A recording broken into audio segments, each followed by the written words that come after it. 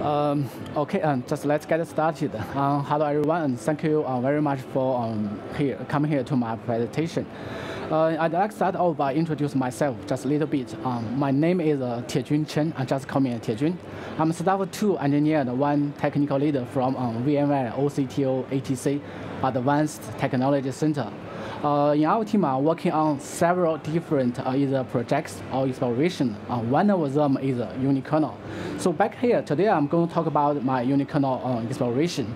I'd like to discuss if and how we could Unikernelize, name this UniLinux. So at first, let me give you a brief introduction to Unikernel. Here is one big picture. I hope this can help you understand what's happening from VM to Unikernel. VM virtual machine, we deploy those traditional operating systems like Linux and Windows, but it's hybrid. So a couple years ago, we had that container like Docker. Essentially, it's based on some existing Linux kernel features like namespace and C group and capability. It's convenient, it's light, but not very secure. One reason is that all containers just share that one hosted operating system.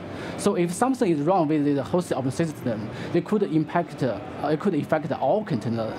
You probably remember there was a famous bug, dirty copy on write, that really can get the container escaped. So instead, some people are trying to trim down that host OS and just deploy one or few that container over there. But you see, it's still that classic operating system. There's a division between kernel space and user space. Even you have a full and heavy that light work on stack. So what's next? Unikernel. Unikernel will build application into that one given operating system. But this operating system just only keeps those necessary components to make sure the application can run. This operating system acts as a library specific to the application, LibOS. More importantly, we build them into together as a whole image, Unikernel. So now let's take a close look at Unikernel. So that's one commonly used definition. Unikernel is specialized single address space machine image constructed by using a library operating system. This definition implies Unikernel has some characteristics. One mode, kernel mode, one kernel space, and even one processor with multiple threads. So you can do the zero copy. You don't need a heavy system call, or even you no heavy context switch and the TLB flash. So based on this characteristic, compared to that VM, even compared to container, Unikernel still can provide some better benefits like improved security. Unikernel is still based on the hardware-assisted virtualization, but the attack surface is very smaller. Meantime, you have that small footprints and fast boot, and even can be optimized highly. Actually, there are a variety of Unikernel approach and solution.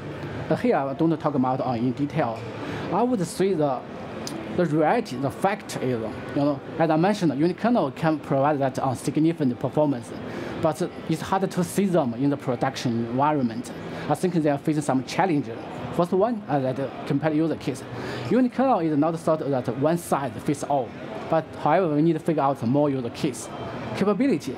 Back to think about this, one processor, kernel space, how to support those existing applications.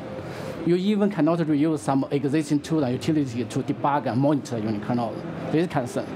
So on my side, I'm thinking, what if we are Unikernelized? Because Linux is very well. Many use cases and support different library and even that have different tools and utilities. And every year you can see some new features. This still can benefit on UniLinux. So in my exploration, my goal is to explore what's better for running Unikernel case. I have that Universal is a project, and there are 4 key components to this project. But today I just focus on that Unikernel itself on UniLinux. So when we try to Unikernelize, the first thing is to make sure UniLinux is running with that kernel mode, just kernel mode. In terms of x80, that means room 0. So we need to modify some macros and even that GTP table setting to make sure that both user staff and kernel staff is running with that room 0 very well. But there's a problem. Back to normal Linux, we have that kernel space and user space.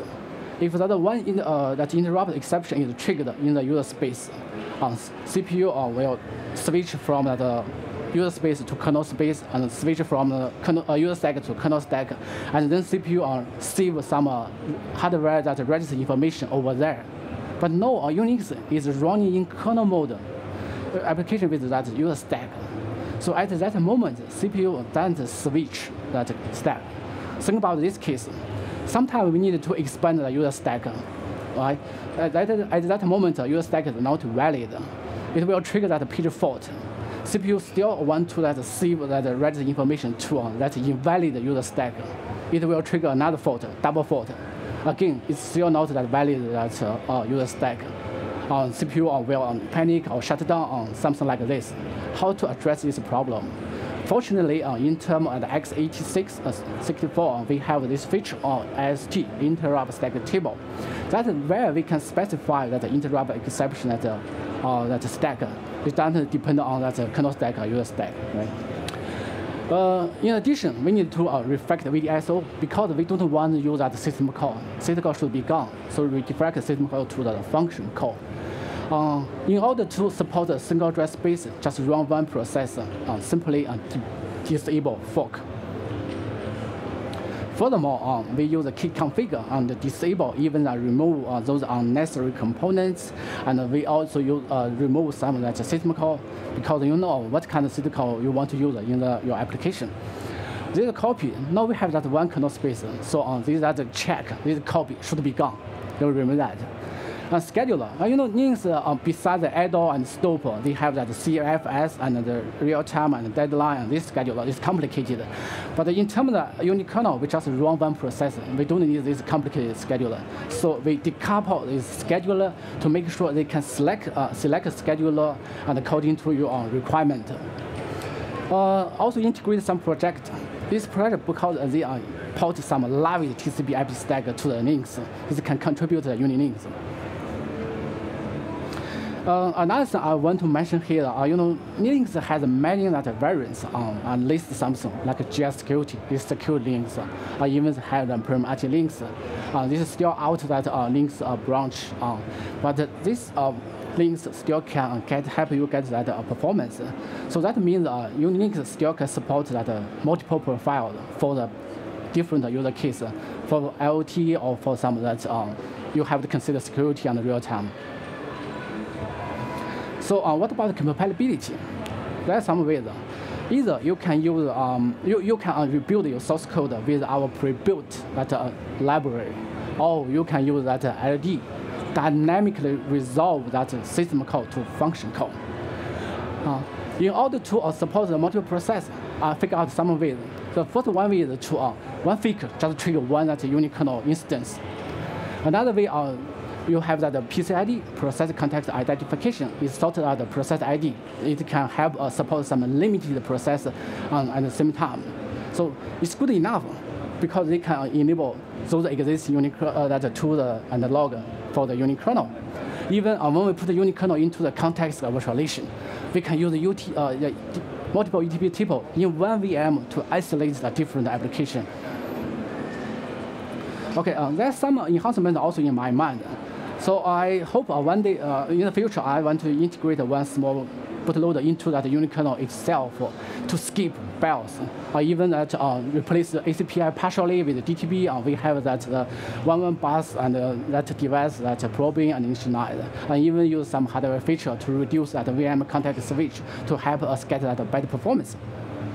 Okay, so finally I'm trying to figure out that potential but valuable use case, LFV and serverless and blockchain machine learning and IoT and even automotive, because you think Unikernel is just a vessel, but as summary, it's that small and secure and fast boot, even can provide that just-in-time service. It's very suitable for these user case. Okay, this is everything I'm trying to talk about today. So for our limited time, I cannot go through them in the detail. So if you have any question, or if the Unikernel is your interest too, just try to reach out to me via email or at Twitter. Okay, thank you everyone. Yeah, thank you.